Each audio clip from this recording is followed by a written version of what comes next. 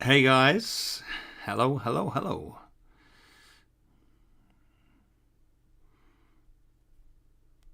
Right, have we got this working?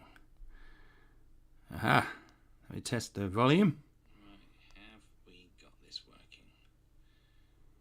Aha, let me test the volume. There we go. It's working. Hey Todd, how are you doing?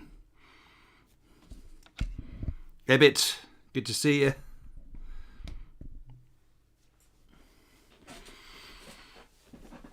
Okay, so something a little bit different this evening. Last week we did working as usual, Todd says. Last week we created Halloween creature card. This week we're going to have a look at some of the wonderful creations that people have sent in.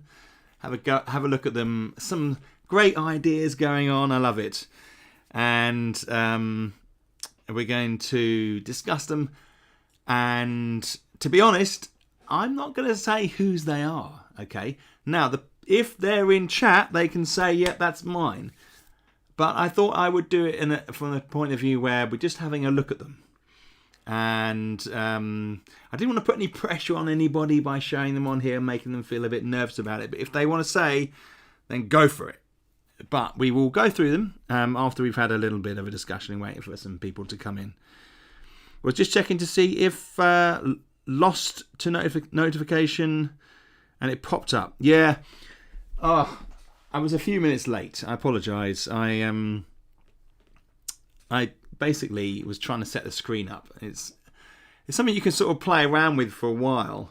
I was going to move my camera over a little bit to align it, but then that just makes things a bit annoying. So I have to adjust it back. I use XSplit, and it's not the greatest broadcaster, but it's okay. Kevin, how are you doing? David, there you are. Hey, I made it. Nick, good to see you, my friend. Johnny, finally YouTube lets me see your stream. Over here. Jeff, good to see you. AKA Lars. Dominic, you made it. Excellent. I'm glad you're here, my friend. Johnny, had to hide that annoying heart thing again. Yeah. That pops up in the bottom right hand corner, doesn't it? On the it is annoying. I have to have my phone orientated in a particular way. I know Nick was saying how to get rid of it last week, but I just in the moment I didn't go to the settings or anything. Mike, I forgot to submit a creature. Well, Mike, that's one of the things I was going to say. If you want to submit a creature, you still can. Honestly, I'm not going to make a decision until next week. Today, we're just going to have a look at them and discuss some of the ideas going on around them. They're fantastic, and it's always fascinating to see people's styles. And so we're going to have a look at those. People have drawn their own artwork, which I think is brilliant. So happy Halloween, Mike. Yeah, if you want to get it, there's still time. Look, to be honest, I'm going to make a decision next week on Halloween. So that will be the time that we do it. So before then, if you want to send some stuff in, that would be great. Now, I mean, let's just think. Is there any update, any news that we need to cover first before we dive into these wonderful creature cards? Bubba, happy All Hallows Eve or All Death's Eve. As you'll find, that's what I'm calling it on... Hey, Scott, good to see you. Good to see you, my friend. Johnny, I use Firefox and right-click, then open the inspection option, then add some CSS on top level item of the heart thing. Wow, you've lost me there, John. Jesus. Yes, happy Death Day. Yeah, so... well, we're not quite there yet. We've got a few things happening. So, all the post has gone. So I just want to cover that again. We always come back down to the post. So all the post has gone, and you should be receiving your packages. Now, we know that in Europe at the moment, there's all sorts of issues slowing things down. If people are asked to pay any extra costs for postage, then let us know and we will pay them. It's not a problem. They're being particularly strict in lots of countries, although sometimes they just go through. They just go through, and some don't. So I don't get it. I don't get it. We try, and we've over the last few years we've had to sort of develop some techniques whereby we put on it's a gift, and we put a value of 0 at the moment. We did have a value of £5, but we've been snagged a few times for the value, and it hasn't been all right. The 0's been okay, but then that has now been flagged. So just bear that in mind. If you're in Europe, it may take a bit longer. Johnny's like, sorry, web developer, I do it all the time for my job. Well, there you go. You're the man. You're the if we need some website queries, we'll get in contact with you. Todd failed that corrupt officer role. Oh yes, I did. I failed the corrupt customs officer role. Yeah. No, I get what you mean. It's all about rolling on tables. Yeah, so that post is out. Done. Good. So we have a surprise announcement on Tuesday. So in how many days is it till Tuesday? 4 days, 5 days till Tuesday. And that's going to be a surprise Halloween announcement. Yes, it is a product that we will be revealing on Tuesday with a week to go to Halloween. So no surprises, it is Halloween based, as I said. So we have a new product that is going to be Halloween's 12 days away, exactly. Javier, good to see you. Javier's done some great work on the cards. I will be in contact with you again regarding some of these cards here, Javier, so we can put them in a A4 format, because this, alongside with the surprise Halloween product, this collection of amazing cards is going to be released as a free product as well. So it's going to be... Is it a glow-in-the-dark spooky 2d6 sticker set? No. So it begins. Ebbit says, I have one 2d6 rule question. There is one of the medicinal items that specifies it makes 3 doses. Don't have any book in front of me. But then there's a comment that all medicine items you make except the chewed one makes 3 doses. Does this make 9 for that one specific item? I've been playing it as only 3, but wanted to check. I'll have a gulp of wine before I answer that one. To be honest, that was an oversight. And they are all 3 doses. So you're doing it correctly, Ebbit. You obviously naturally have an understanding of these things. It is 3 doses. I know there are 1 or 2 little minor things that could be ironed out there, but some of them, to be honest, I'm kind of like, well, just play it how you like on those particular occasions. Really, and from the sounds of it, Ebbet, you made the right choice. Javier, awesome. Thank you for doing that, my friend. Johnny's damn. I don't know why that's a damn there. I missed that. Kevin, got myself some casino dice. They are the kings of D6. Well, I'm quite keen of the casino dice myself. These aren't quite casino dice, but they're very square. The numbers aren't as big as casino dice, but I do like square, the really square ones, rather than ones with the round corners. So yes, I'm a bit of a fan myself, to be honest. Any chance these cards will be available via Drive-Thru RPG prints? Right. So Ebbet, that's a great question. So, maybe someone could help me out with this. Actually, the drive through RPG, you can offer it as a PDF, and they can be downloaded for free. This will be free. This product. I'm going to talk about how that's going to work once we get into those cards, but it's also, if you want to do a print on demand, I have to supply a InDesign file.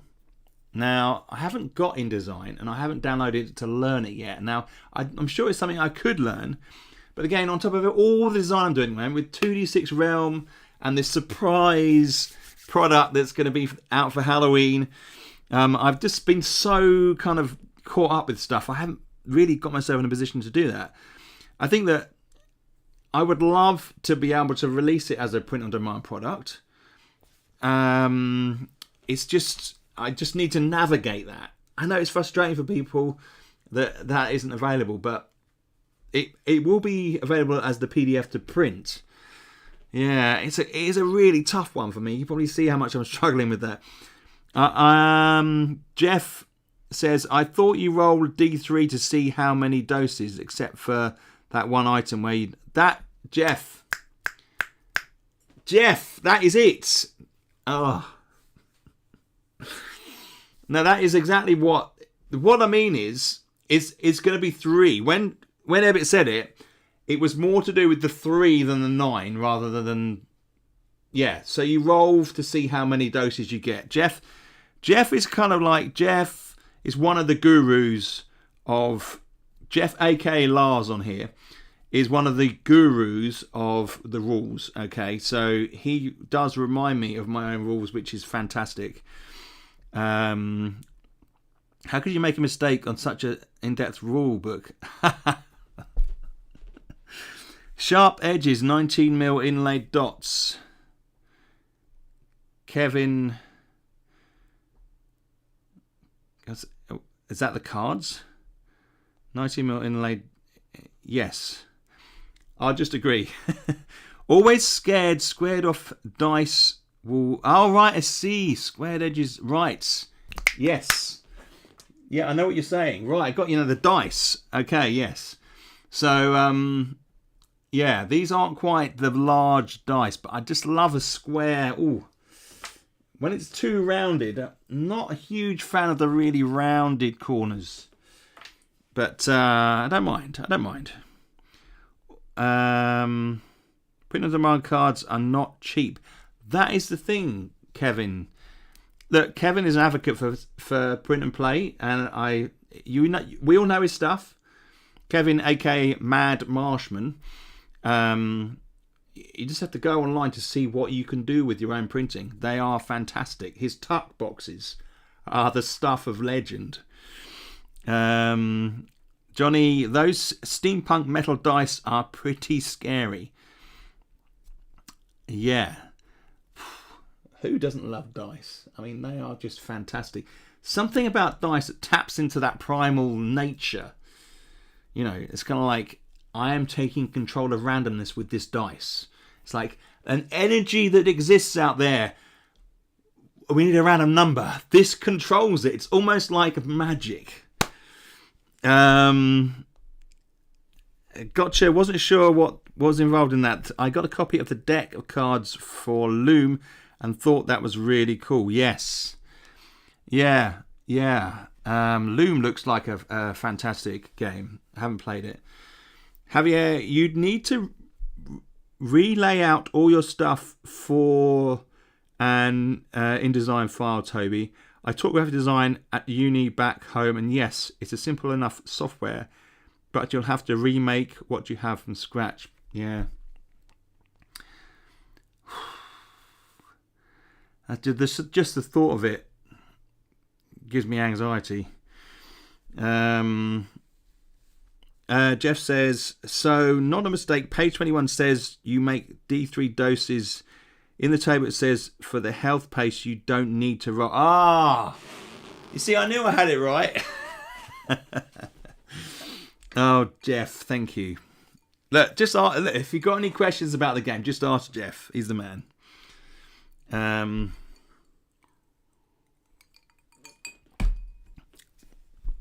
That's what it was, Jeff. When I first read it, I was like, does that mean I get 9 if I rule? Oh, okay. Yeah. Yeah, no, I have had this question a few times before, actually. That yellow die looks like a Radzone die. You bet it is, baby. That's one of the Radzone. That's one of the you get. That's one of the that's spit it out. That's one that comes with the dice bag in the Radzones box set.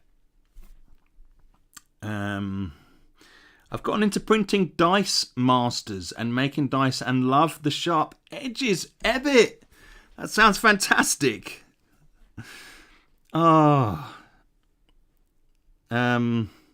Just took a picture of my casino dice on the Discord.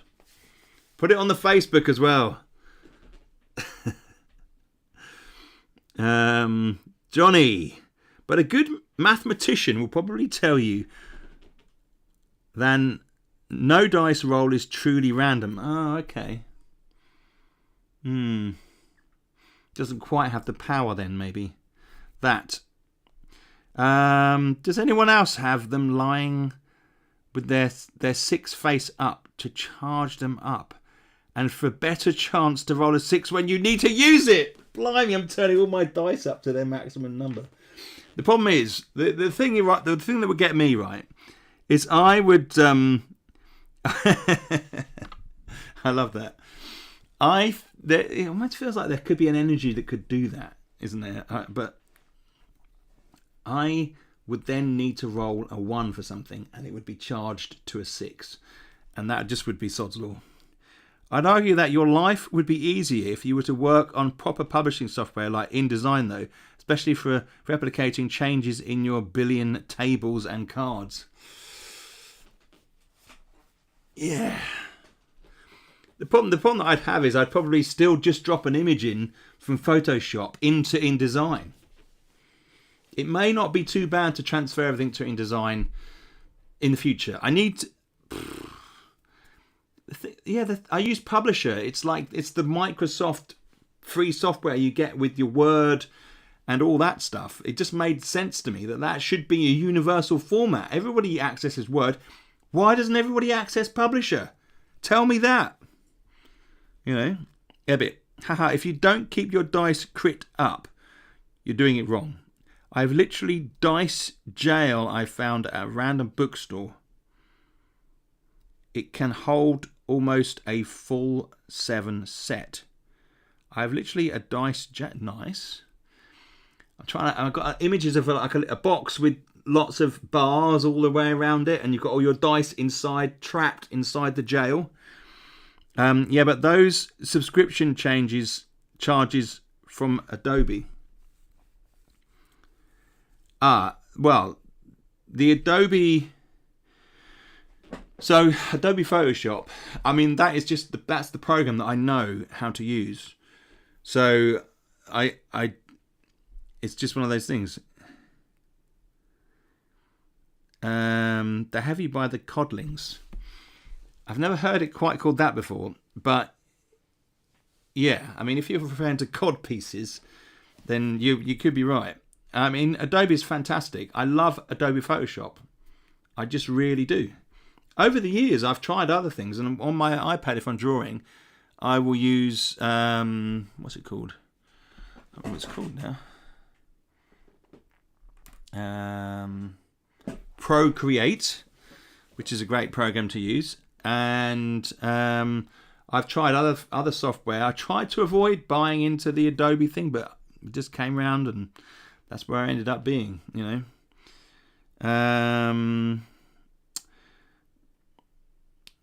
Hang on a minute here.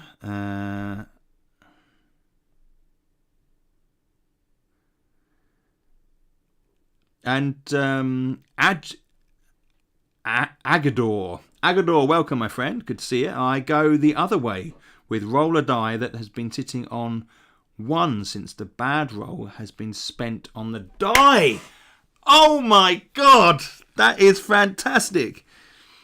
And we're getting all sorts of dice kind of lore here. It's kind of, I can feel these things are important to people, because they kind of, these are the games that we love, aren't they? So how can we treat our equipment and prepare it for the oncoming battle? Fantastic. I hadn't thought of that one either. So what? Hang on here. Who was it again that did the six up? Was that Jeff? It was Jeff. Was it you? Yes, Jeff. What do you think of Agador's answer to that, Jeff? Kevin, I completely missed the D3 remedies. Yes, well, yeah, it's there as the kind of, it's kind of to represent you're not always going to get the same amount, basically. Now, what you really want is a relational database with all the tables and cards, rules, etc. in it. Then link that to the front end for viewing, and another for spitting out printer-ready PDFs. There speaks the web designer. It's not Javier. It's not. Definitely not the industry standard MS publisher. And if you just dump images to InDesign, might as well just not do it. You're not leveraging the tool. Javier, you are so right. There are so many situations when I'm not leveraging the tool. It's all about shortcuts and the kind of the fear of having to learn another program and forget the one that I learned 3 programs before. Now, I completely hear you speak so much sense, Javier. You're always on the nail and you get gritty with these things, and I like it. It's exactly what I need to hear. I should spend some time learning how to use InDesign.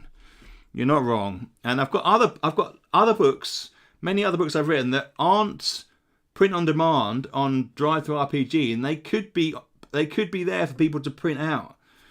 You know, I should spend some time doing it.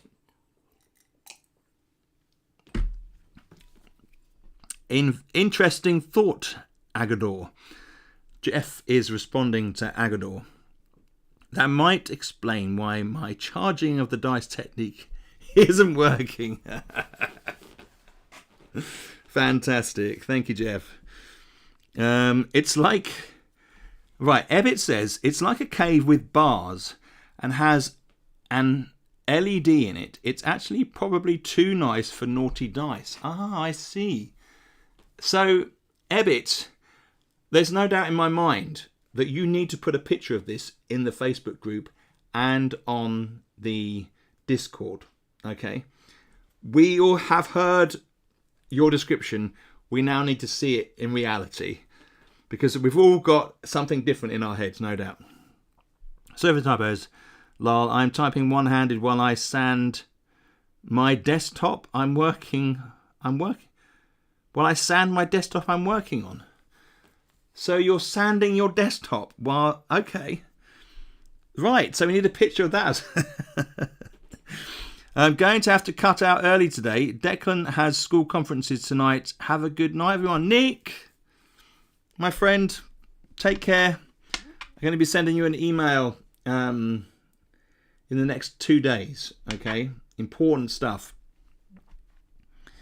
This is why we need 2d6 custom dice. And, Bubba, we are going to have 2d6 custom dice. We are. We're looking into it at the moment for the next campaign. So, yeah. I've got to think about what is going to be custom about them. That is the thing. What is going to be custom about these dice? What do you think, guys? What should be special about the dice?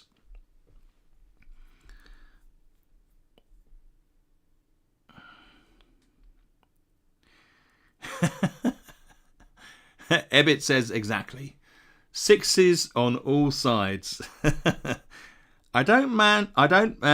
Kevin says, I don't mind bad dice rolls. An epic loss is nearly as good as an epic win.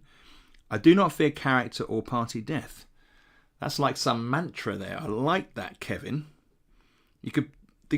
That looks that you can frame that. That is kind of like this is the truth. The dice jail would be overcrowded, Jeff says. Party death. Oh. Yeah, well, I kind of got that. My dice seem quite happy in their luxury felt-lined shaker. Johnny says, I like it. Felt-lined. Yes, we like a felt-lined shaker. I used to have a felt-lined shaker. I've now got a felt-lined dice rolling box.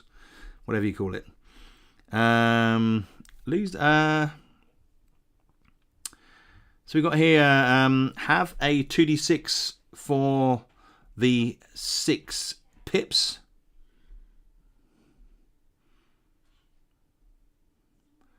What do you mean? Like 2d6 written on it? Paul says, hi Paul, how are you doing? We'll get to the cards any minute now. We'll have a look at those. Logo instead of the 1. Yes, I think that is a good idea. I think that's what Bubba means when he says 2d6 for the 6 pips. Losing can be fun. It can, Kevin. I'm a big fan of losing. I mean, that sounds funny, but it's true. I think sometimes some of the best moments are when people lose. As long as they're not upset, it can be epic. The round counter could max out when at maximum shift. Yeah. That is the shift. The shift die is going to be important, isn't it, in this equation? That is a good one. Blaine, good to see you. Blaine Roman, perhaps put shift numbers on the dice faces. Yes, I think the shift numbers becoming an important, definitely thing. Nick says, just for giggles, make the 2 and 6 sides have the 2d6 logo, but emphasize those specific numbers on those sides. Whew. I've got some thinking to do about this one. Posted a pic of the desktop on Discord as requested. Lol. I'll do the dice jail later tonight when I head inside. Ebbit, that'd be fantastic. Thank you.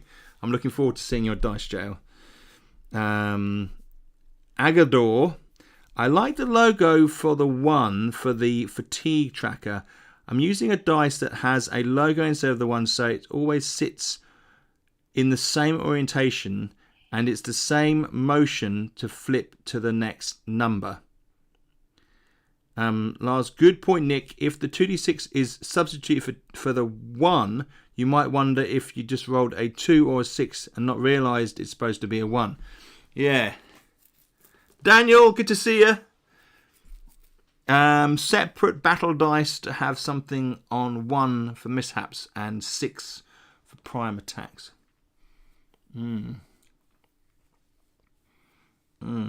It's not exactly straightforward, is it? How about if we had a dice, and give me your honest opinions on this, okay? That looked like a dungeon tile. So a square. I've just thought of this. So a grey dice that looks like a slab of stone. A barrack. Oh my god. That is a great idea. Wait. Let's get to this. Make a weighted die in your favour. Yes, exactly. They're the special die. A barrack knight trapped inside the dice. That is a fantastic idea. If only. Hang on 1 sec. 1 sec, guys. There's a bit of a noise. Can you turn her down, please?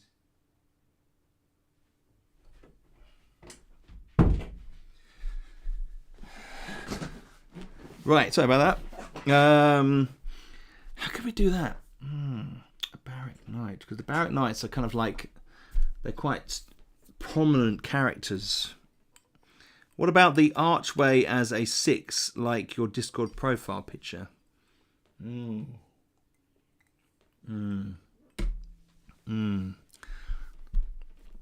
a good point. 2 different colours at least, so you have a primary and secondary.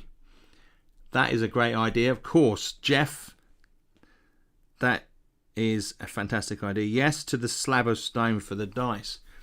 Because then you're kind of like, because it's dungeon, 2d6 dungeon, I think you could make, it could look pretty cool like that. I think it would look pretty cool. Maybe 2 different types of stone. Needs to be something that's obvious, isn't it, when you've got 2 different dice. Godzilla, good to see you, my friend. Kevin says, finished level 6 boss fight this evening with back-to-back double 6s. Nice. That is nice. That's like epic moment. It's like heroic. The character, your adventurer, rises up and just like 2 massive hits. Fantastic. 3 colours for me, as I like to roll the potential wounds simultaneously. Prestige, good to see you, my friend. So, are we agreed it should be 3 die, 3d6? Does that seem like enough? We're talking about d6 here, aren't we?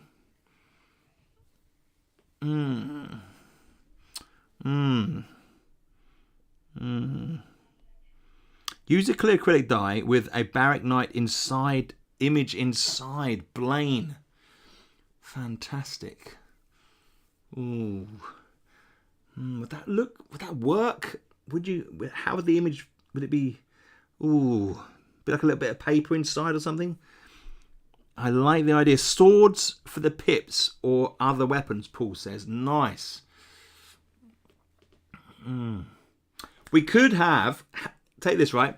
We've got the 3 weapons. We've got the great axe, the long sword, and the heavy mace. Okay? If we had the 3 die, we could have this the one as on the 3 die as these separate weapons. Is that a good idea? That's kind of come from Paul's suggestion.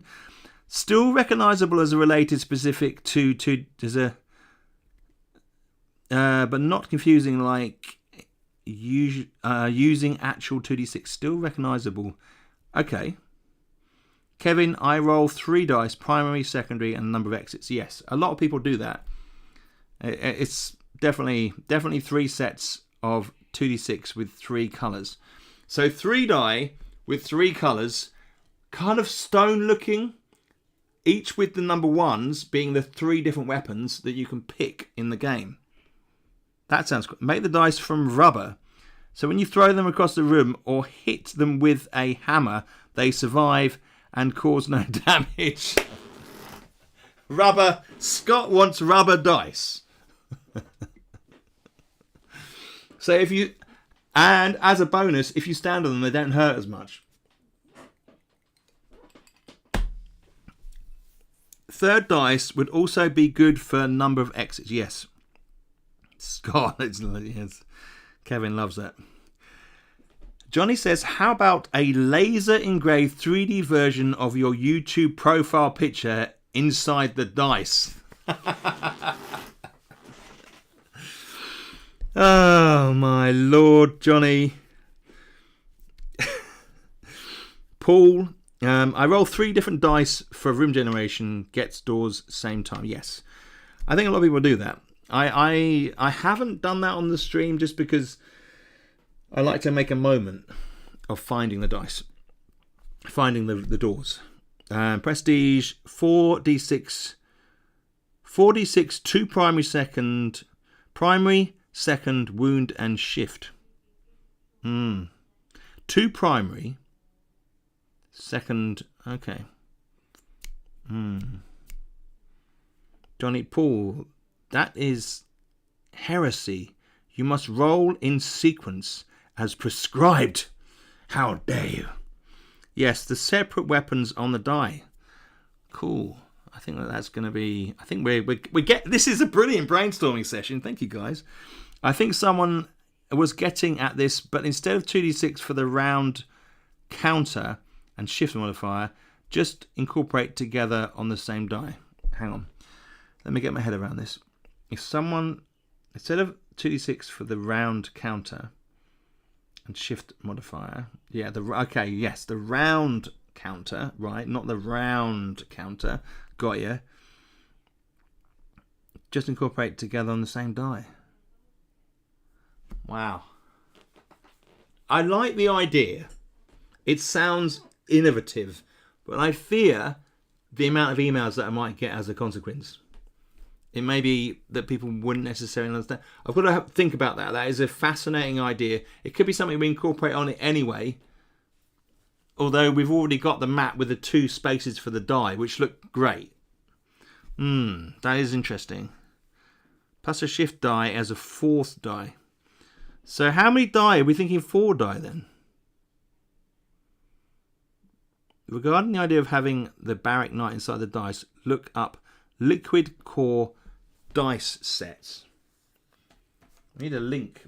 Maybe put a link on the Facebook page. Liquid Core dice sets. These sound like really expensive dice to make. I've got to think about that as well. I don't want to make dice that cost 50 quid to make and have to charge people the knock-on expense. Since the maximum shift is 3, the shift die would have to repeat 1, 2, and 3. So no 4, 5, or 6. Yes. We need to look at that. We do. I think the shift die needs to be specific. So it will just have the 1 to 3. It'll be like a D3.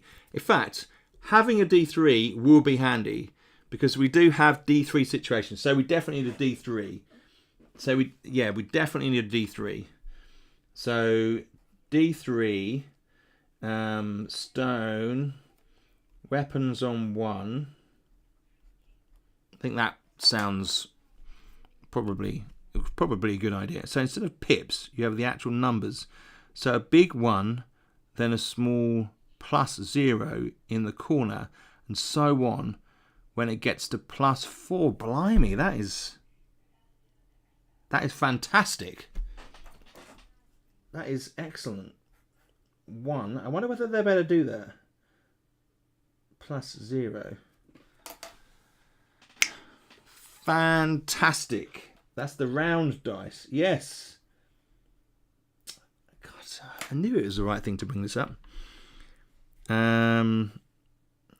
Prestige. 3d6. Go roll rooms plus door, primary, secondary, and wound. Then a 4th die with the shift figures. Yeah. Honestly, when I play d6, I use about 5 dice, primary, secondary, for room generation. Another for doors, another pair for the combat turn, and shift. Yeah. I have about 5, 6 kicking around. You can get +1/+1 dice for MTG. Yes, Magic the Gathering. Yes, that's true. That is a good point.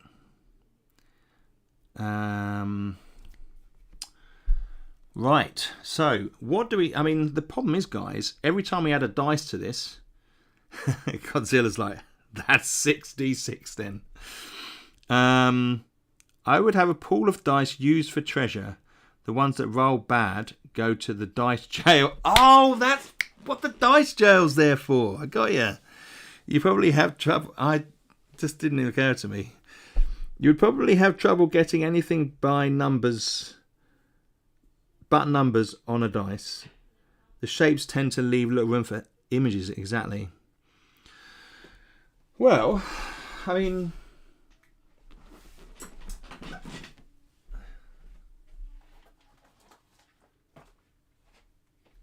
we all like dice. I mean, I've got a. This is one of my dice trays, and look. So, for example, here, this is the official Fighting Fantasy dice. Okay, and it has the Fighting Fantasy image logo on the 6. Okay. So the 6 rather than the 1. That's very confusing for me. I always feel like the logo should be on the 1. I don't know what other people feel. What have we got? Here's another Fighting Fantasy one with the logo on there. And here we have a dragon die.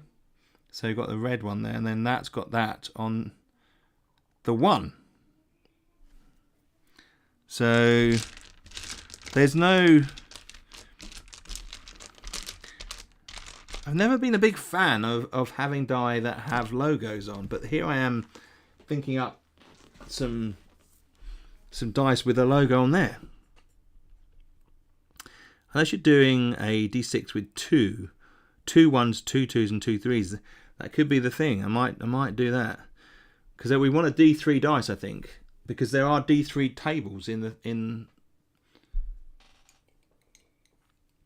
not D3 tables, but D3 damage results. Special image always on the 6th level. I have none of those. Javier says I have 2 of those. Johnny says I have none of those. Sorry, Johnny. Special image always on the D6 level. Prestige 4 even for +1. So there are some really good points raised here. We need bone D6s made of actual bone for All Death's Eve. You're going to be learning more about All Death's Eve, Bubba, very soon. Johnny says, see, it's inconsistent. And the reason why I don't like logos on dice, especially if it's specific to a game. It's tricky. Maybe I just need to focus on making them look like lumps of rock. Maybe that's going to be even more expensive, though, to have them shaped. I didn't want to, because these are going to be add-ons for the next campaign. I didn't want to make them, pay an extra £20 for the die. But if they're going to be, special, then it could be, that could be what people are being charged for them. And I don't really want to have to add something that expensive to it, but it may be the case. I think misunderstood. I thought you meant make a literally 3-sided die.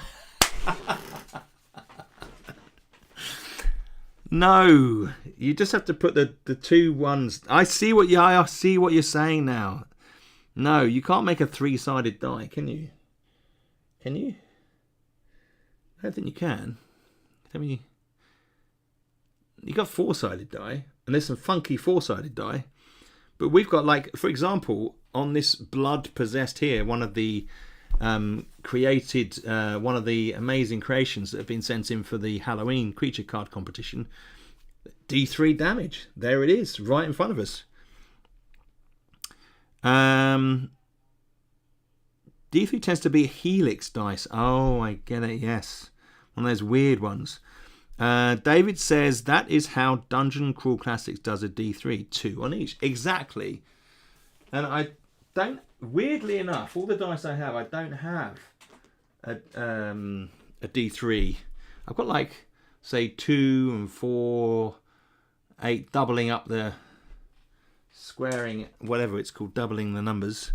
But no, I don't have one of those. In my idea, that's what I was thinking. Well, yeah, Johnny, the heavy rain has just arrived. What is it called? Storm Bob or something? Bobetta? Something like that.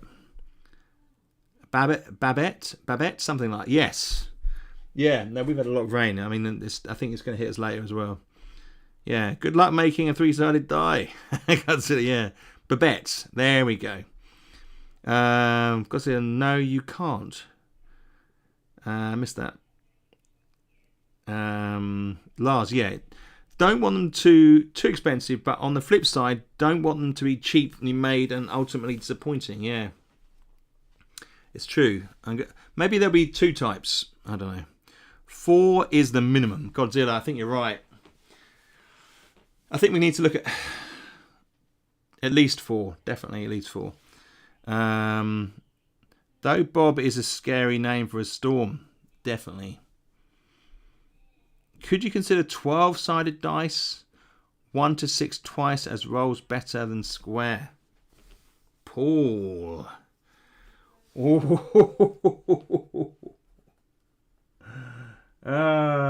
Some people do love the 12-sided die. I know it's a very popular die. I've written that down.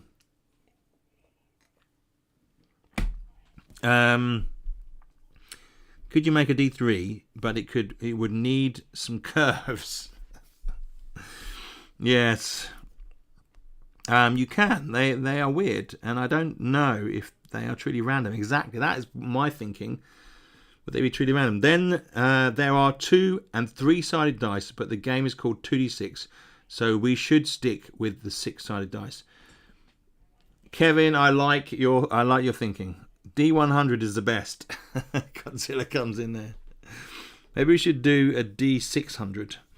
Blaine, I think you can make a 3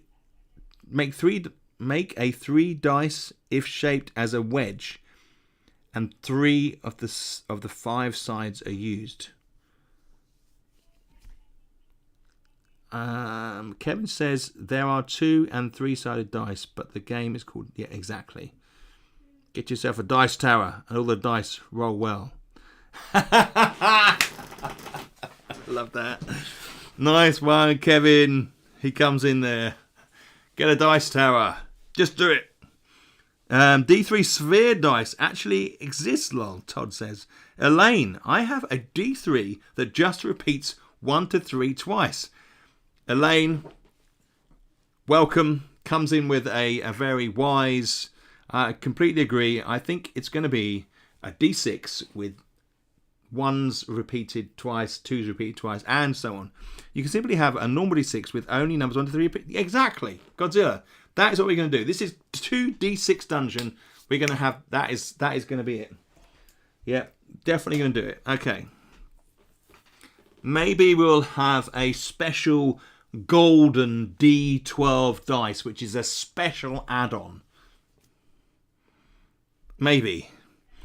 That is what they use for D3 in the Goodman games. Yes. I think it's common parlance, isn't it? There's a recognition that 3-sided dice are the D6 dice with the numbers repeated, which will now be D6 2 dungeon. I'm ignoring that. Okay, cool. Right, so excellent. Great warm-up. Lovely comments. Thank you, guys. Fantastic. So let's have a look at some of these cards. That's why we're here, partly, anyway. So we've had probably about 20 entries from a range of people with a range of different styles. So be prepared. We have... if you're watching this and you're inspired and you want to enter a creature card, I've kind of said, right, there's still time. If you want to enter a card, go for it. It was meant to end today, but it's fine. If you want to enter a card, please do. Because these are going into a free product creator allowing. So as long as the guys have said, yes, you can use it in the free product, I will do that. It's something that everybody can download and use as level 1 creatures in their dungeons. You can swap them out. And, to be honest, although it says roll on a table, if you want to stylize a dungeon and just take a bunch of these cards, say add in these ones to your game, and you could just randomly pick one instead of rolling for a patrol table. Or if you encounter a level 1 creature, you could say, right, well, this this level's been infested and we're going to have some more blood possessed, so you might get one of those. So you could draw those out as well if you've got the cards, or you print them out. So exactly, Kevin, I completely hear you. Work out the odds, and instead of the numbers, just add hit or miss icons. Ooh, Johnny. We could have a special dice that has those on. You don't have to use it, but it's there if you need it. That is a good point. Really like that art on that card. Reminds me of the old horror Top Trumps. So it does. Oh my God. Don't take me there, Jeff. Sorry, Prestige. Those horror top... I lived for those. Those and the cowboy... Right, so there were 3 Top Trumps. There was the horror ones. Fantastic hand-drawn kind of ink art. There was the cowboy Top Trumps, which I learned everything about cowboys from those Top Trumps, and fantastic. And then there was the dinosaur Top Trumps, which were I think they were like models, as far as I can remember, almost like Ray Harryhausen style models, pictures. Fantastic. I had train Top Trumps. Johnny says, no, I didn't have those ones. I think I kind of went with the fantasy kind of world type stuff. Looking at the description of the Blood Possessed, do you have a fight, a blind... Aha! Right, let's get into it. Right, so let's take a look at this. So, as I said, just a little bit of an outline. If you want to claim your design, please go ahead. You can say something like, yeah, that's my one. Or you can just leave it. I'm not going to put names to these because I don't want to embarrass people. They feel a bit pressured under a certain situation, especially if they've created the art. But we're going to go through them. You'll see some of the formatting needs to... I will say, as we go through, the things that I would probably just update or correct as we go through. So let's start with the Blood Possessed. Okay, so Blood Possessed, HP 7, XP 15. I'm not necessarily going to go through. For this, I would put in here. So I will add in roll on PT1, and the title needs to be in capitals. Just going to say that briefly. All the titles need to be in capitals. I will try and unify them with the kind of the standard look. So they're all the same. Try and keep a kind of continuity going across it. So for Dead Flesh, so that's fantastic. Dead Flesh, the Blood Possessed. Let's start with the description, actually. The pale-skinned corpse sports numerous deep cuts without any blood residue. Within is a blood slime controlling the body, only emerging itself to attach when its meat puppet is defeated. So this is someone who is possessed by the blood slime. Okay, it's like the puppet, if you like. Jeff says, thinking of it, a coin could be used as a D3 with only a really low chance of landing on one side. Anyway, the Blood Possessed. So this is creature. We have some original art by the card designer. The creature, for the mishap roll, the creature overreaches, stumbles and falls, losing its action next turn as it struggles to stand up. Fantastic. A slimy red tendril extends from its mouth for the prime attack. To strike, lose 2 HP and become blooded. What I love about this is the use of the blooded status and the prime attack. It just gives it that little extra sort of damaging element to it. If you look at this, the maneuvers, we have a slashing claw for D3 damage and a gouging strike for D6 damage. Now, there aren't many level 1 creatures that do D6 damage. So, as I say, I kind of reserve the right to slightly alter these to fit into the system. So I would suggest with this one that we need to have a -1 or 2 on the damage for the gouging strike.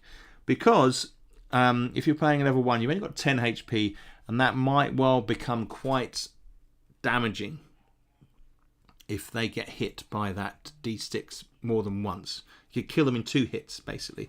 And you really want to try and avoid that with the level 1 creation.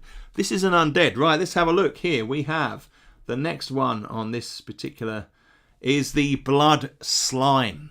Fantastic. So this links directly back to the Blood Possessed. It's a fantastic idea where we have 2 creatures which are merged into one event. So you fight one creature, You kill it, and then this creature then comes out of it. The blood slime squirts out of the dead blood possessed, a deep red amorphous mass that uses its shape changing to attack, draining the blood from the new victims and wearing them to find more. So it's kind of like, it's parasitic. So it kind of like it connects, and Johnny says, wonder who that could have been. It wasn't me. So yeah, well, there are a fair few people that have contributed. So this is obviously from the same designer. We've got Tendril Spike and the Blood Siphon as the maneuvers, and the interrupt is Moving Core. Love that. I'll shift this line along a little bit and make a few little, and straighten that up there. Secondary sixes become blooded. Really like the use of, this is something that I haven't thought of. Yeah, it's really cool. So we've got the blooded status is used again here in a different way, which is really, I love that thinking. So we've got the secondary sixes become blooded. Rather than taking any damage, you get the blooded status, which is fantastic. You can imagine like being splattered with blood when you do something. It kind of shifts and the blood squirts out and whacks you. Very cool. And I like it. 1 low quality ruby as the treasure, which makes sense considering it's the red. Maybe it's attracted to the red. Very, very cool. I like that a lot. The blood slime. Don't forget, all these are going to be available in that free download. So, next one. We have a huge black cat. Look at those eyes up there. Demonic. So we have, this is a low level character. We have a 3 and a 6. Let me read the, not giant, but bigger than normal. The huge black cat has been twisted by dark forces and brings bad omens to all who cross it. With a menacing hiss, it doesn't hesitate to leap at intruders. So we have the classic black cat. Vic, Vortac Games, good to see you, my friend. Welcome. We are just going through some of the Halloween creature cards that have been sent in for the competition. Just to have a look at them. These are going to be a free product that people can download from a range of platforms. And they're going to coincide with a special Halloween product, which I'm not saying anything about at the moment, but on Tuesday night, we're doing a special stream where we're going to reveal this new thing. And this is good because it's all very easy to make this huge black cat. It's all very easy to make lots of very powerful creatures, but we need creatures which are weaker and kind of just fit into that nice Halloween genre. So loving the huge black cat. Arched back, defensive stance, love it. On secondary 4s and 5s, -1 damage, fantastic. Wild claw, and they kind of, and this is it's got the right amount of damage here. A 3/4. So the black cat on the mishap, black cat mistimes its leap and stumbles at your feet. Get an extra attack before the next round, like it. And for the prime attack, the black cat leaps at your face, clamps on, I put in there, take 2 damage from a vicious bite. The blood possessed creature matches some Beasterium minis, blood infected from the Burial Isle set, almost perfectly. Wow. I guess as a concept, that the blood possessed is very much, it's got like sci-fi roots, it's got like Doctor Who roots. I'm sure there's kind of like there's parallels and links to lots of things. I think that's one of the nice things about Halloween. It brings out these trends that we have seen to kind of go back through the centuries, literally centuries of stories, and it kind of brings it all up, doesn't it? I love the black cat creature a lot. Very cool. Then we have a chameleon. So, a chameleon. Chameleons are short, stocky lizard beings who blend in seamlessly with their environment. Invisible before they attack, they always strike first. No actions can be taken pre-combat. Wow. Okay. So, this is a different designer than the other designer, but yet they're still drawing in other aspects of the game. So this character attacks first, which is what the adventurer always attacks first, apart from in some situations like this. No actions can be taken pre-combat, so you can't cast a scroll. That's pretty powerful. So you go into a room, bang. Right, so this is some nice little details here. Treasure, silver chain worth 1d6. So we need to take the 1 out of there because it'd just be d6. Plus 4 silver. And that's, yeah, the spacing on that. There's a few little things that need to be sorted. So I will go in and do that. So if you're watching and these are yours, I will just do a little bit of alteration just to make it match everything else. Continuity.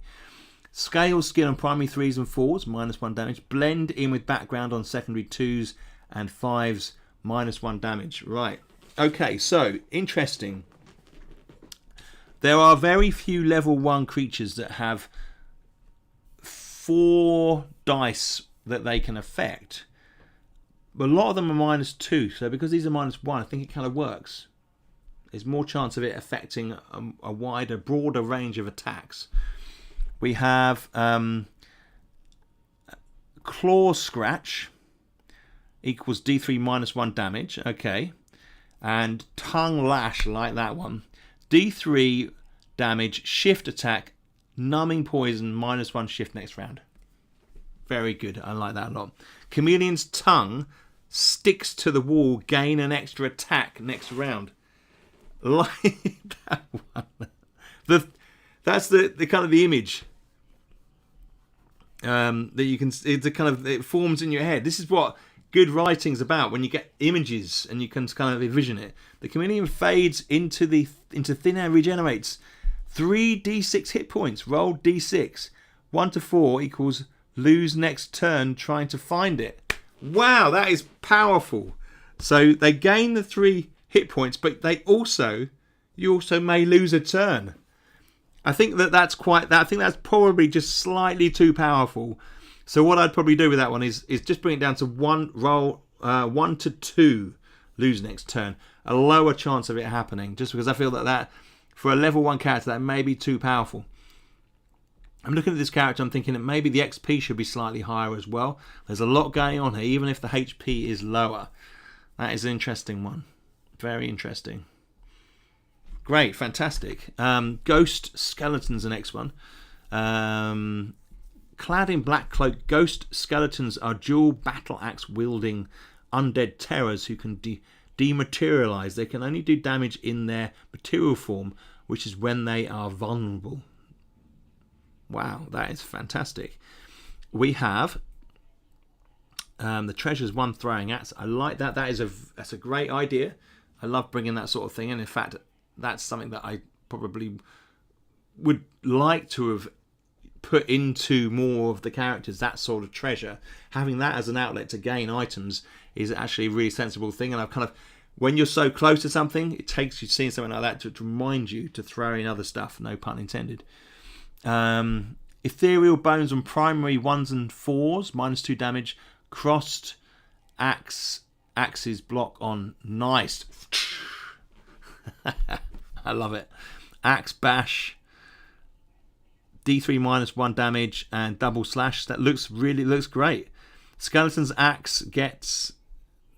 axes get tangled and it chops off its own arm.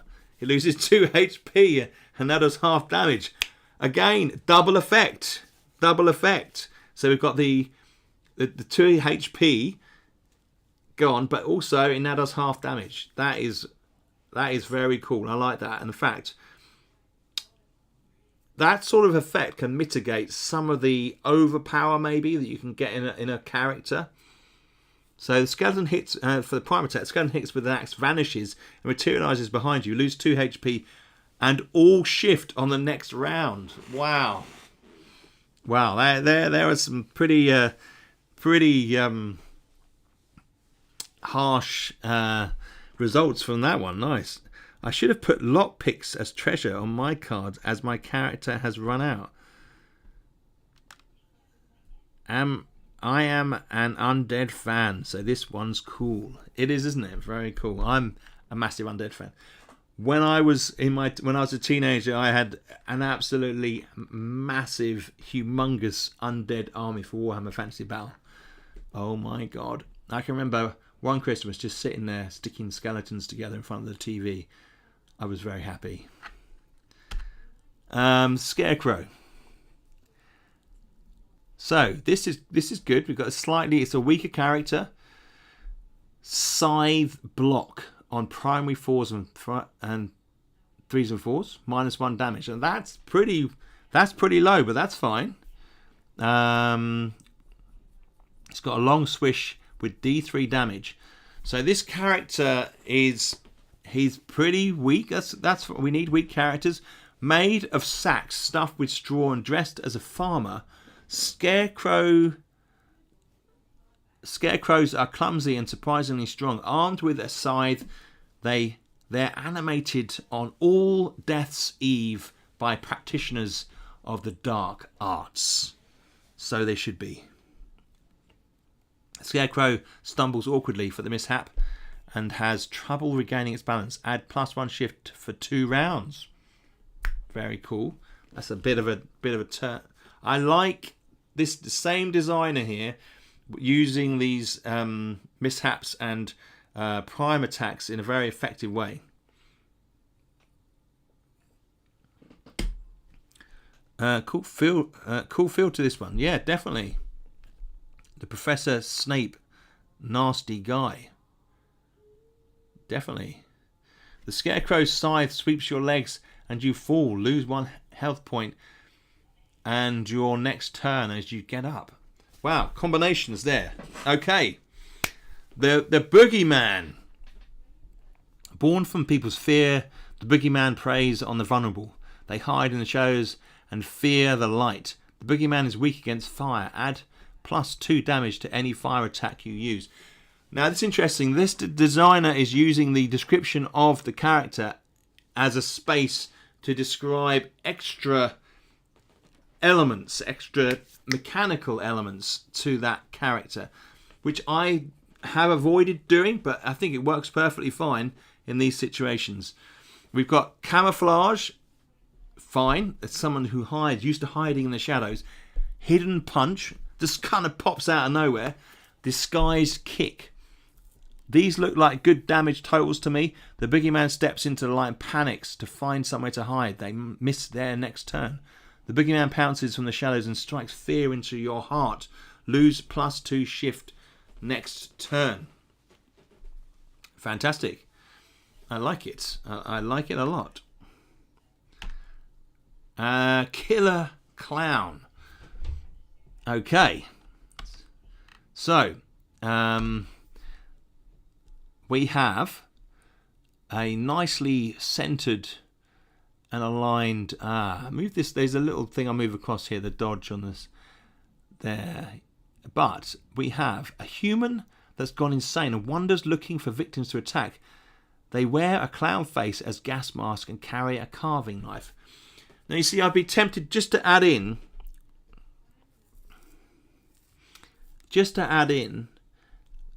a line about all Death's Eve or something here, as a kind of like, just to make it more special that these things appear rather than they're just randomly wandering around the countryside. So maybe something like that I might just slot in there.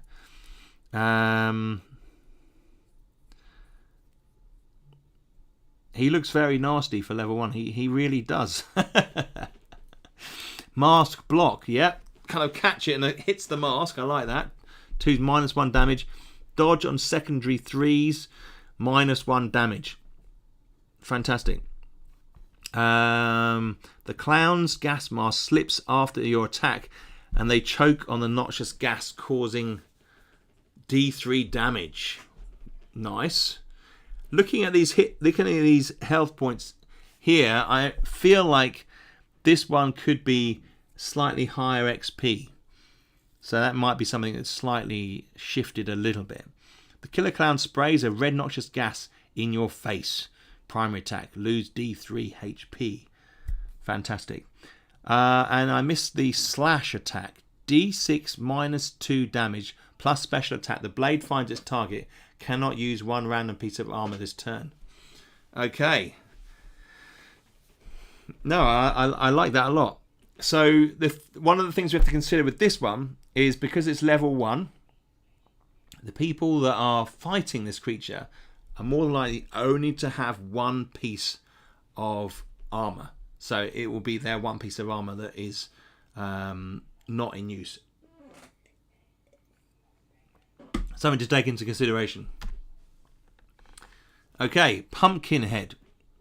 Pumpkinhead is a monster summoned by witches in an ancient blood ritual. It is an 8-foot tall manifestation of their anger and desire to kill. It has sharp teeth and horns. So rough rind, primary 1s and 2s, 3s, sorry. Horned headbutt. D6 minus 3 damage and a bite. Okay, so we've got 2 attacks on this one. That's fair enough. I'm kind of almost inclined to think with this one we could up the XP just a little bit. Pumpkinhead is a monster. We've read that. Pumpkinhead slips on their own pulp. You gain +2 on your next turn. Fantastic. Pumpkinhead gonna squash you. Pumpkinhead spits seeds in your face and blinds you. Miss your next turn. Fantastic. Right, so we have Vampire Primate. Okay, so this one's a bit more powerful. 14 XP. That is a lot for a level 1 character, to be honest.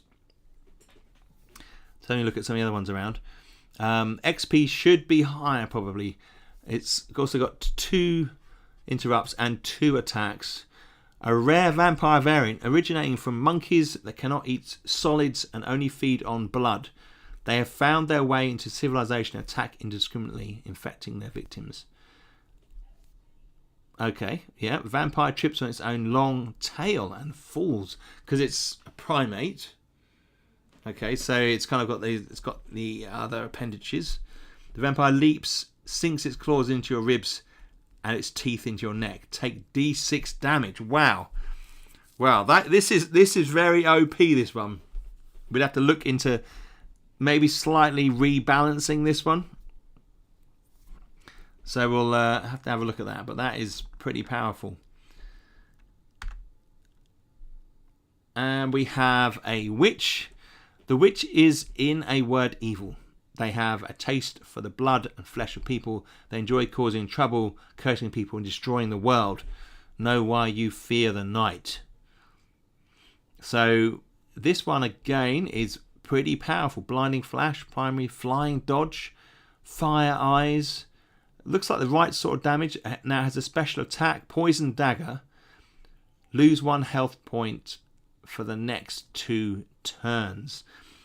Yeah, that's one of those attacks when it becomes a cumulative. When it builds up. What's that word?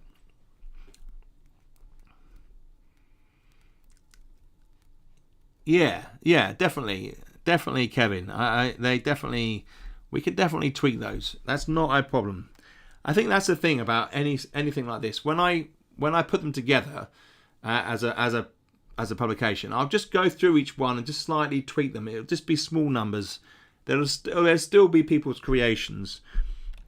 Thank you, Vic. Cumulative.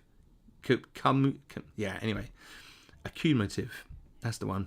Great addition. Just a bit of a nerf. I think so. Just a touch. Right. So we have the Cranatic.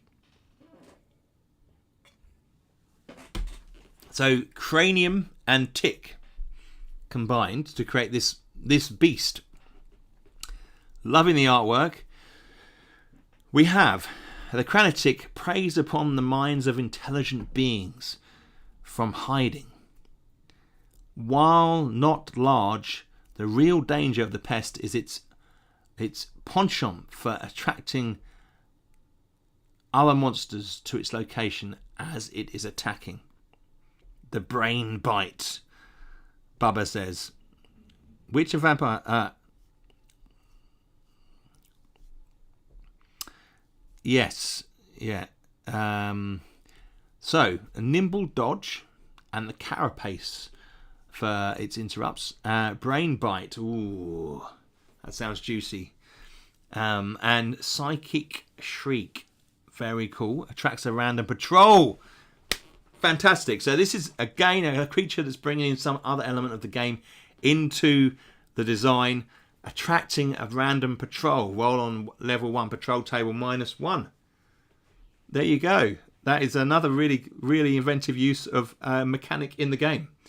The Kranich loses focus, suffering a -1 shift on its next turn.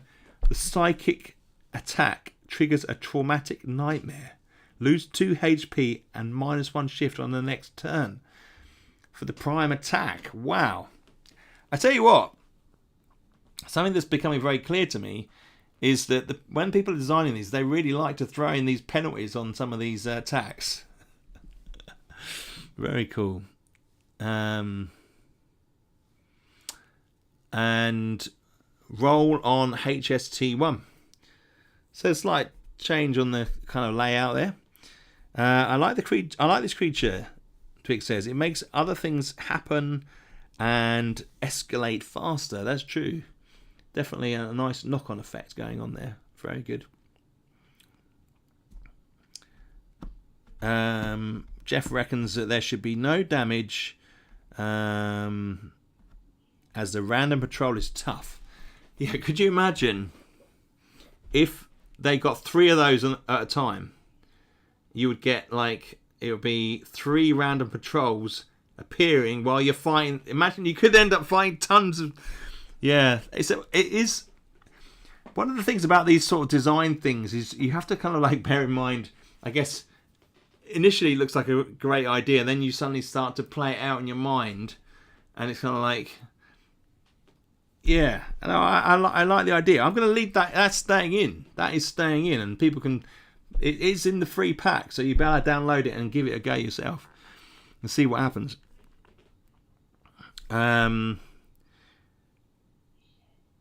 We've all fought the apothecary. Exactly, Kevin. In my experience of ticks, they tend to latch on and not want to let go. There should also be a limit on the number of attract... Yes, that's true. Maybe Shriek is 1 HP damage, but the patrol option. Okay. Here comes the train, lol. Todd says, there are some strong level 1 creatures. Yes. Johnny Morris, I think I would have to have a mishap. You try to shrug the Kranich off. Miss your next turn. Yeah, I mean, there's some good suggestions there. But hey, this is someone's design. I think that, apart from the positioning tweaks, some of the wording tweaks, the Kranich will be in this. It's caused some discussion, and it will be in the free pack for people to try out. You get the Lyme disease and suffer -1 shift for the rest of the game. Wow, Bubba, that's harsh. Right, Creeping Shadow. A different design here. So we have the Creeping Shadow. I love the picture. It's a shame that it's a kind of stock picture with those lines over it. You can see there, it's kind of got that swirl on it. I'll have to try and see if I can correct that. So, there's a whole bunch of stuff going on here. Let's have a look. The Creeping Shadow slinks across the walls, dancing in the flickering torchlight, which cause it to frantically appear and then disappear. Then just as quickly, it takes physical form and strikes. I love that description. Fantastic. So, some really cool things here. Treasure, Shadow Soot, counts as 2 earth. Now I don't know what that means. 2 earth, but I'd have to try and translate that into something that I think just Shadow Soot is just fine. You get some soot, and you can use that as earth. Oh, I see. As in, right. Oh, he means as in when you sacrifice, when you Could be ash. It could be ash. You're right. Could be ash. The earth is a gift you can give to a god. Yes. Yeah, exactly. I like it. I think it should just be left as... I feel like having that explanation there maybe doesn't do it justice, maybe. Flickering shift on 3s and 6s. Unsettling sound on primary 4s. I like that one. Very cool. Kind of like you kind of get slightly creeped out and you can't quite do what you want to do. Chilling touch.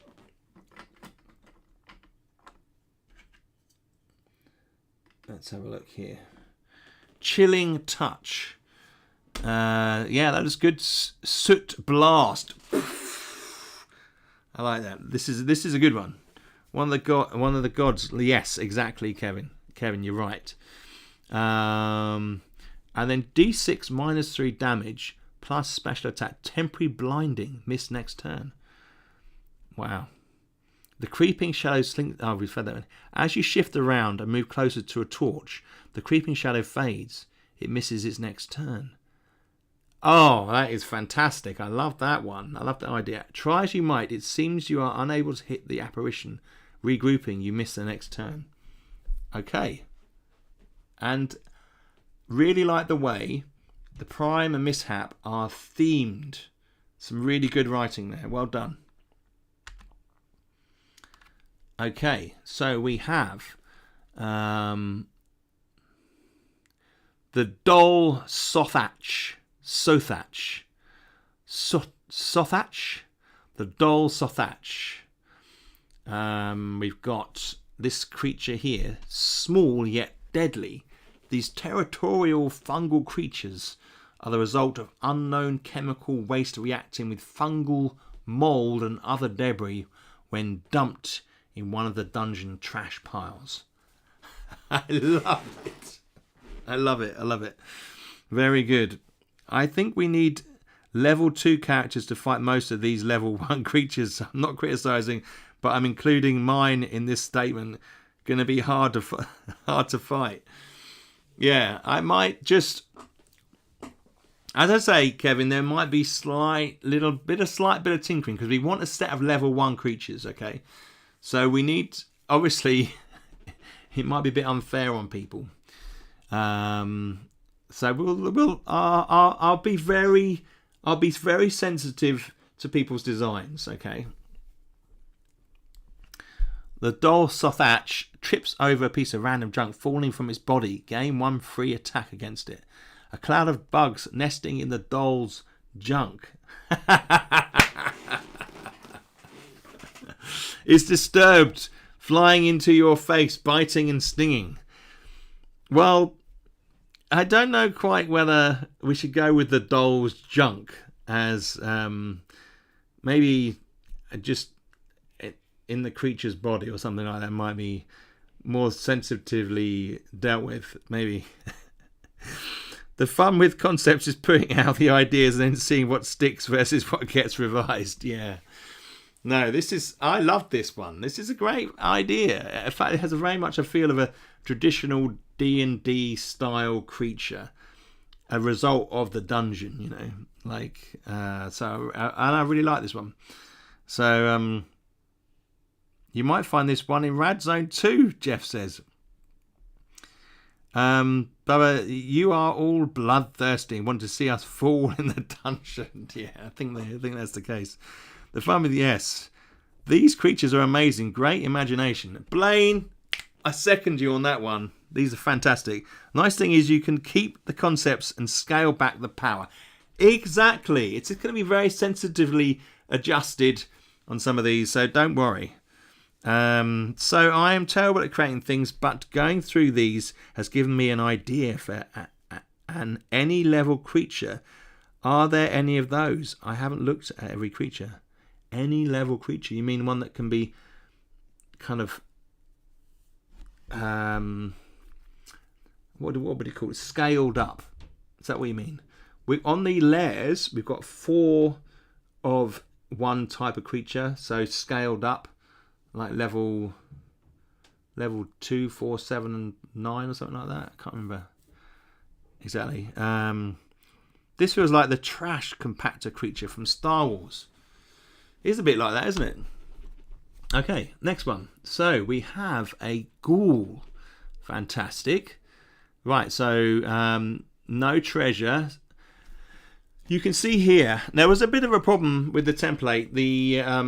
Some people didn't have the font when they did the design, and they did say that. So I will update the font on these and correct that so that it fits in with the rest of the set. So when they are printed, they all look the same. Kind of, but wouldn't need to be scaled. It would be effect no matter what level you encounter it. Okay, look, get it done, enter it, send it in. Okay, you'll go into the competition. And we're kind of extending it a bit more, so we can get as many as possible. Ghoul.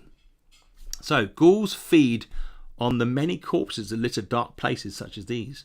While vicious, they are weak individually. Sadly, where one ghoul lurks, others are not far away. Very cool. The ghoul is a creature that has a mixed past, doesn't it? It's appeared in many forms over the centuries. So it scuttles away in primary. It's got primary 3s. Okay, damage -2 damage. So it's got 1 interrupt, and it's got a couple of maneuvers, claw and bite. The ghoul, for its mishap, the ghoul cowers under your blows, giving you an extra attack. The ghoul howls insanely, drawing another of its kind. Add another ghoul to the fight next round. I like it. So, endless ghouls could turn bad quick. Awesome. You could add a level as a damage, so it would scale with either the player or dungeon. Yeah, no, Johnny, that is a good point. I haven't thought about the scaling process so much. Well, that's not true. I tried to think about scaling for the lairs, and decided that if I came up with a system of scaling, that could be interesting, but they would all just be the same. So I thought if it's a more powerful creature, it would have extra attacks and extra descriptions and other things too, which you couldn't scale. You have to create that. So when I was doing the lairs, I decided to do 4 creatures for the lairs. We've got, so yeah. So for example, we have level 2, 4, 7, and 9 for each creature. So you can encounter them as you become more powerful. You can do the lairs at different levels. Right, we've got next. That's fantastic. The Gossamer Haunt. So this is what I like about this one. Okay, this is very much out of the box. Okay, so this is an unusual creature. Johnny, good point. I like the primary attack. HP is probably too high. Could get out of hand really fast. You're not wrong. It is. There's definitely, as I say, I will go through it. Right. So this has got 10 HP. Diaphanous body. So 0 damage on primary 3s and 4s. So that means, I believe, that if it doesn't take any damage on primary 3s and 4s. That's how I kind of read this. And Silk Thread is a treasure. It has a frigid touch, D3 plus 1. Excuse me.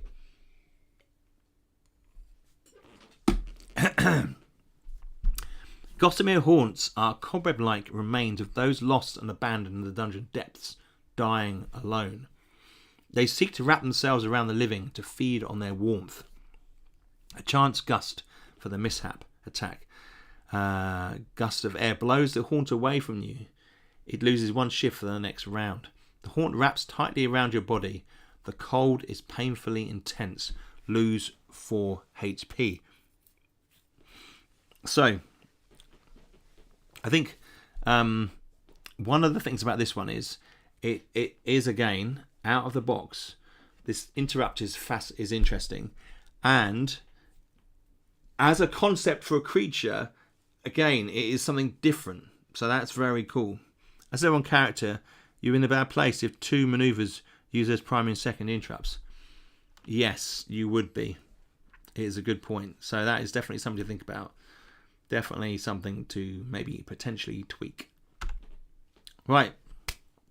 Who we got next? Right, Pumpkinhead. Okay.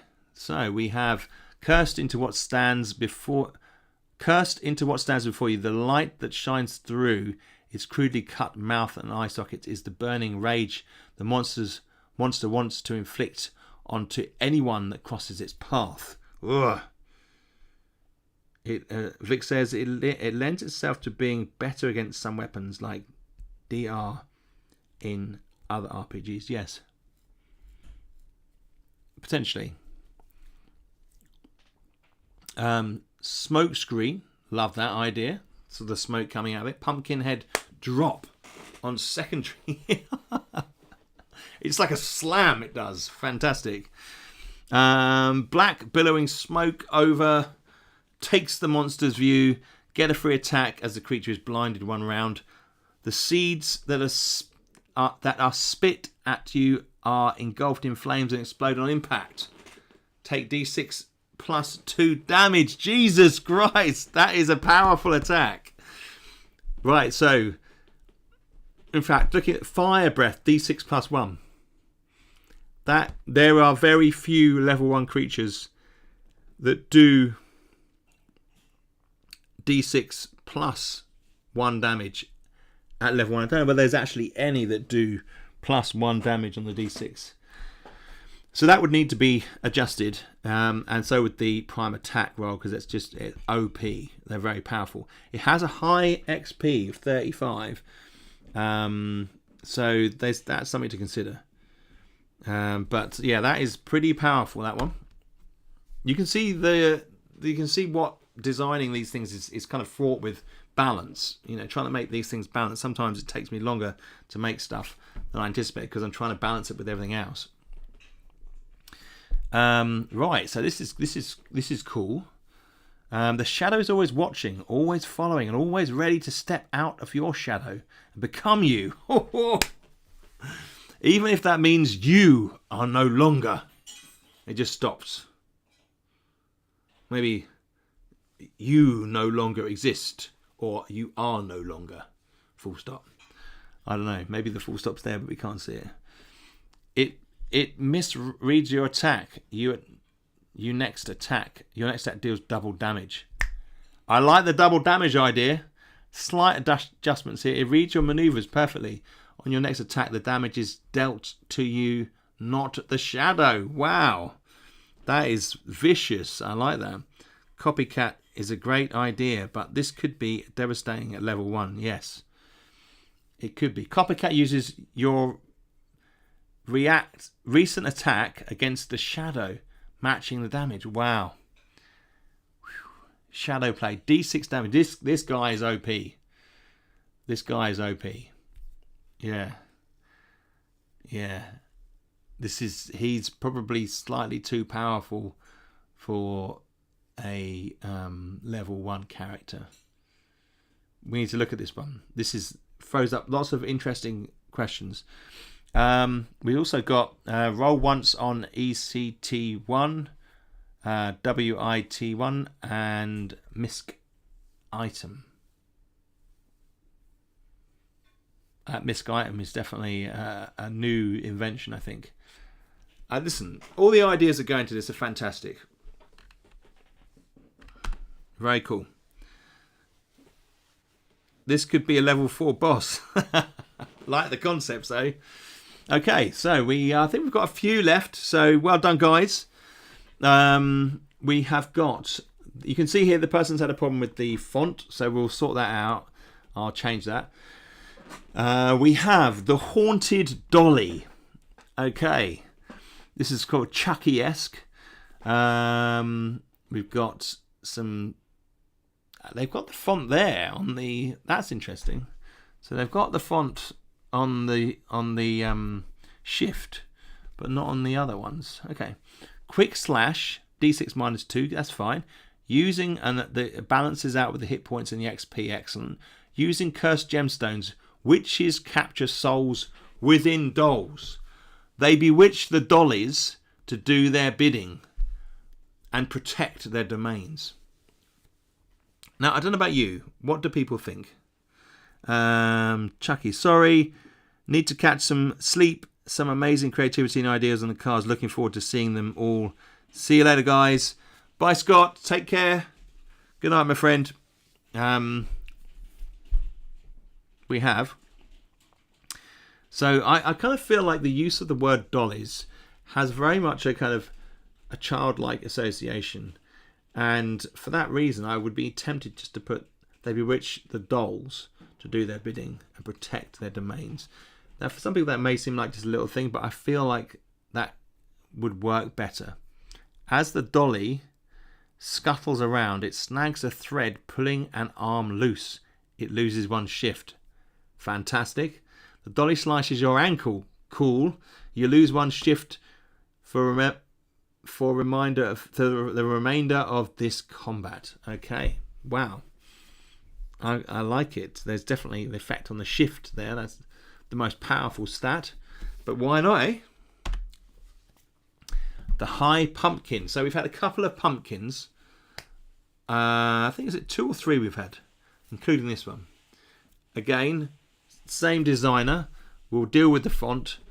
Vine deflect on 4s -1 damage. Okay.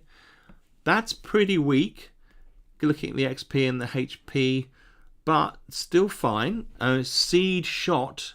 So the seeds definitely are a thing. So all the pumpkins we've had, they've all used weird. The prime attack spits pulp fiber on you. So every one of these, none of these have seen each other's one. Have all had the pumpkin spitting seeds.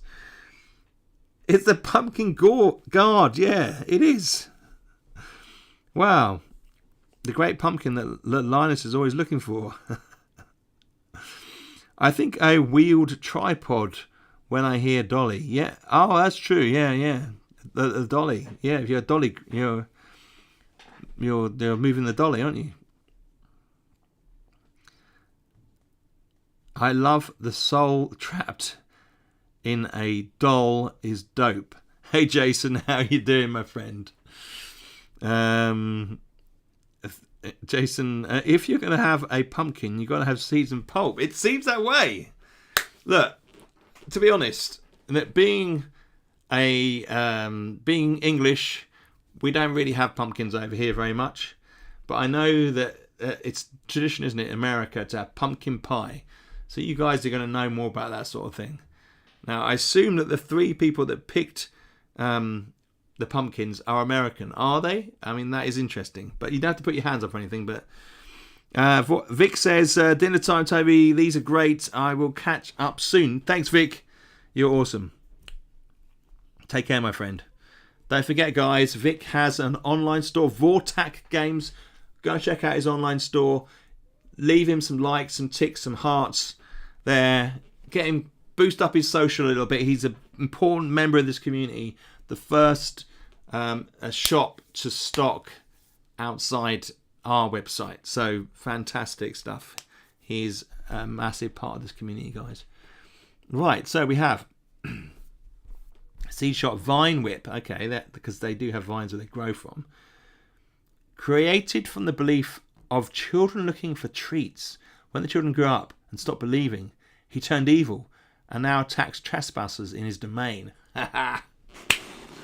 The children stopped believing. I love it. And he was so angry, it made him evil. Very cool.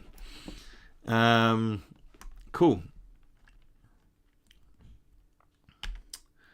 Hang on a minute, I'll come back. The Hollowed Man. Now this is an interesting one because this is in modern kind of. There's the Hollow Man, isn't there? The Invisible Man, if you like. I don't really know a lot about that myth or where that term Hollow Man comes from, But that feels like something that may well be a more recent invention. But yeah, it could be an older thing. Hollow means empty, doesn't it? So absent. So that's interesting. Good draw on tradition. So hollowed mist on secondary ones and minus D6 damage. I love that idea. Very cool. I had to kind of compute for a minute what that means, but that, because usually we just put like a total of 2 minus D6 damage. That could be a game changer. Blimey, that could be really bad. They could fire hard bonfire toffee out of their mouth, Johnny says. True. Or burning sweets. I should have known it's the kids. They call me Mr. Glass. Jason comes in with. Blame the kids, not the parents. Wind whip. Very cool. Swift spin. No attack next turn. Wow. Okay. So that would be, I have to change that slightly to special attack, no attack next turn. Very cool. No damage though, that's interesting. Once a villager whose family was plagued, he made a deal with a wizard to heal them. The spell cost the man his physical form, and his spirit now roams the lands. Very cool. Very cool day. Today is lovely. Lots of really good creatures. Hollowed man, fantastic. Heavy wind blows, disrupting the spirit. Hollowed man cannot attack next round. The hollowed man enters your body with your next breath. Attack yourself. How do you do that? Oh, that is fantastic. Once a villager... Oh, we've had that already. Really cool. I love that one. I think this is the last one. Yes, this is the last one. Okay, so we have the vampire bat. Right, so I was expecting more of this type of stuff, to be honest with you. I absolutely love all the stuff. The hollowed man feels more unique. Yes, I would agree. Vampire bat swoops away on primary 5s. -3 damage. Interesting. Leathery wings on secondary 5s. -1 damage. Okay, so if you have a primary 5 attack, you do lose a lot of damage from it with that -3. There aren't that many level...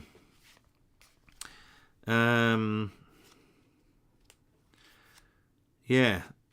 The -3 is a kind of area kept away from. Not even level 3 creatures have -3. Just looking at some here. Oh no, some level 3 have -3.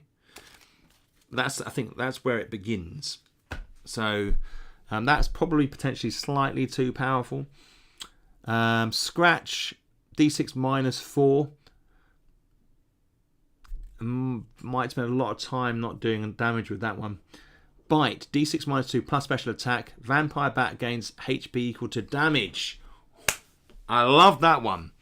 That is cool. Vampire bats lurk in the darkest and highest crevices, only making attacks of opportunity against the weak and unweary. Or the... You mean the... Yeah, I know what you mean.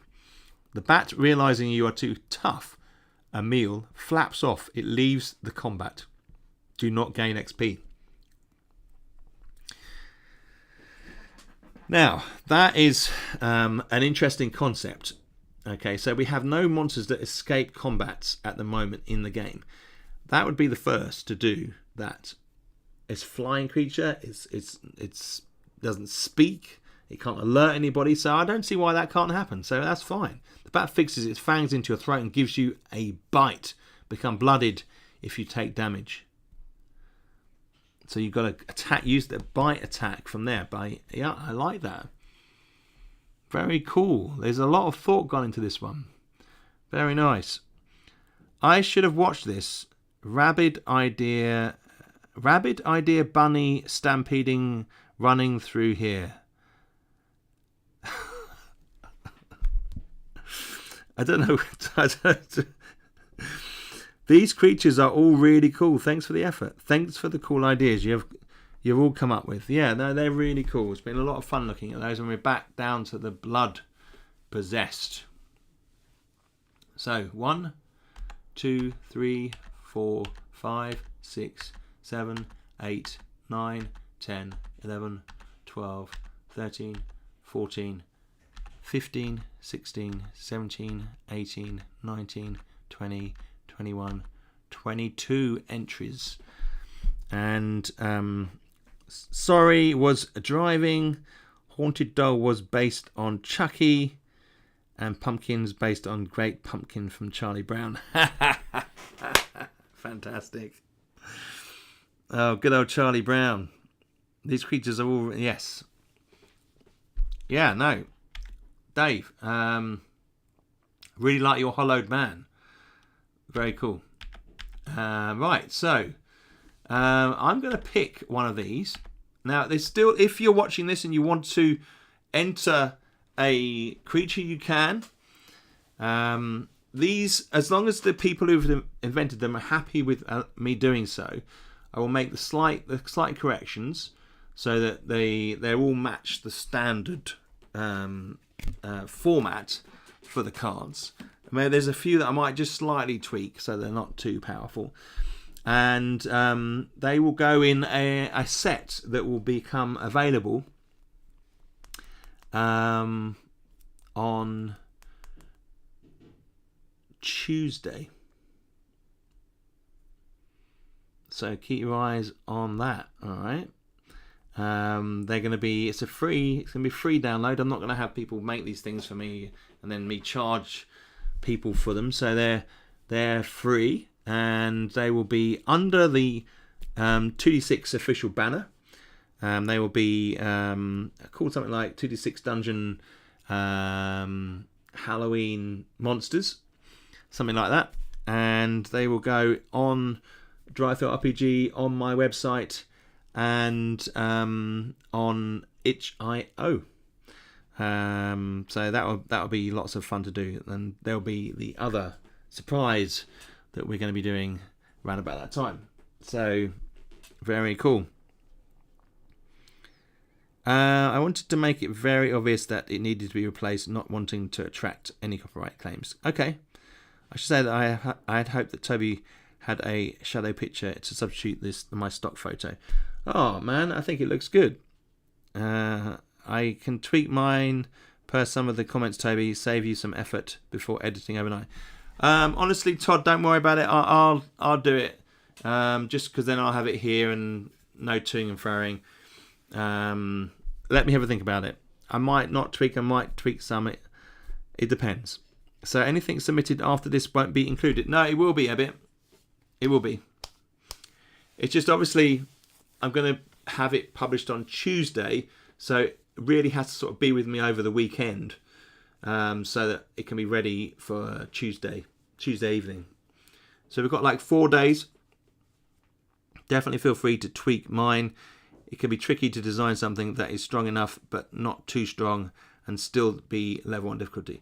No worries, dude. Cool, thanks, Todd. I do appreciate it. You've all been absolutely fantastic.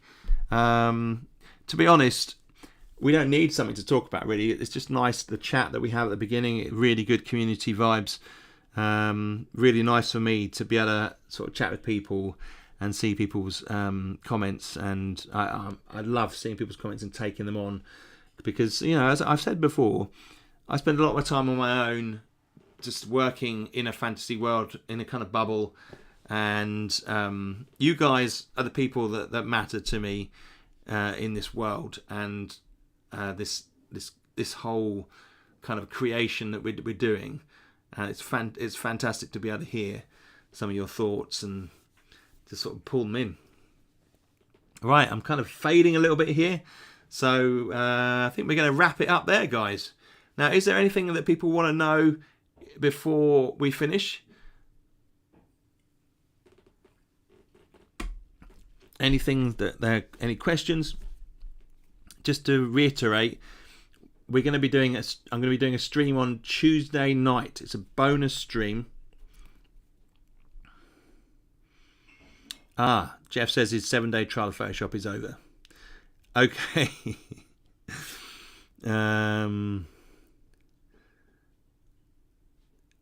Yeah.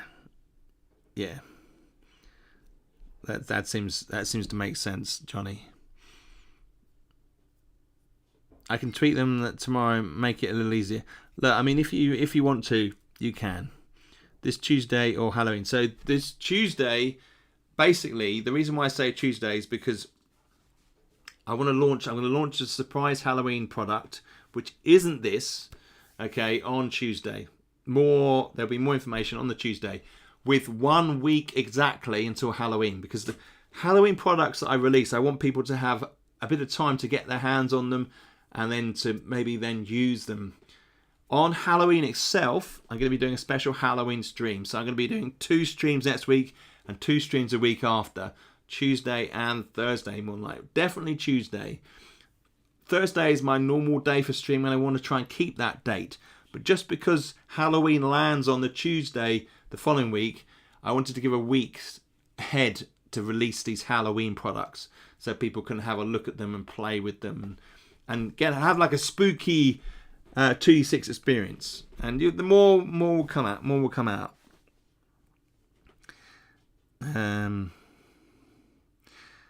Yeah, I mean, Jason, I might just go ahead and make the changes. So don't feel disappointed if the changes you make aren't the ones that are in the final card. It's about my timing and management and admin. And bearing in mind, I've got like loads of emails coming in at me, and I can't necessarily always pick up the right ones with the right corrections. So these are the files that I have. I'm just going to sort of dive in and make the corrections and then put them together in a little booklet. So if that makes sense. Fantastic.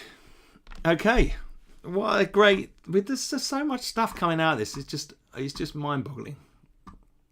Great stuff. Okay. And of course, I will choose a winner. And then they will get a signed hardback edition of 2d6 Dungeon. Okay, so yeah, I think that's probably wise, Jason, now we think about it. Is there a template for the card we can fill and then email you our creature? Yes, Mike. It is. It's on the Facebook page. So are you part of that Facebook? I can't remember. It's on the Facebook page, and I uploaded it to one of the updates as well. Email me directly. Good night, Bubba. Email me directly at toby@drgames.co.uk. If you can't find it, I'll send you the link, direct link, so you can access it. All right, guys. Been awesome. I will be back with you very soon. It's the Halloween season. It's the spooky, ghostly season. I love it. This is one of my favourite times of the year.